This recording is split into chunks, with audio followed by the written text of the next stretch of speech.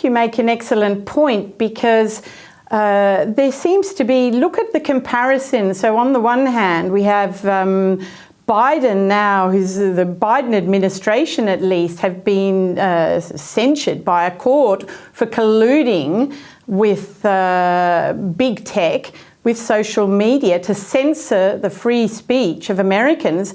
Now, we found out that exactly the same thing was happening here. In America, that is a huge, hot debate. What's happening here, John? Nothing. Rebecca, nothing. So I've spoken about, and we've spoken about, Australian citizens and our population.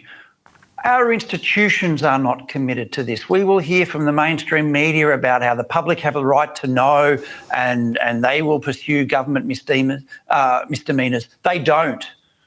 We have a huge debate about censorship, which the government is ignoring. We have a huge debate about how the government controlled our speech, which the media is ignoring. So we have to understand that the institutions we relied upon to help us defend our freedoms are not there for us. Increasingly, they are there for big government and the big state.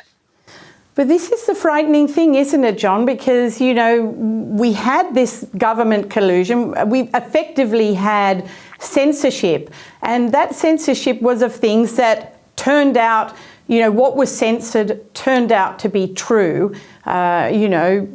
Lockdowns were completely damaging. The cost benefit was not there. We saw states like Sweden who didn't do them, didn't lock their kids out of school for a day or more, and you know the kids were fine. No kids died or got sick. There was no transmission. So all of those sorts of things were censored. We just weren't allowed to say it. Lockdowns were good and so on and so forth. But now that seems to have been, look, and let's be honest, the Liberal government under Scott Morrison and with Paul Fletcher as the communications minister tabled an appalling censorship bill.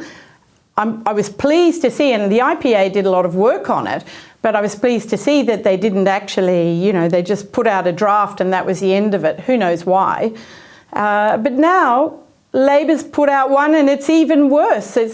Have we emboldened them by saying nothing, or do you think they were going to do this anyway? Oh, Rebecca, I think you're exactly right. We have emboldened them. And this is what we've seen in COVID. This is what we've seen in debates about our culture and freedom of speech. When the two parties basically collude together to restrict our freedoms, we can see all the signs of danger.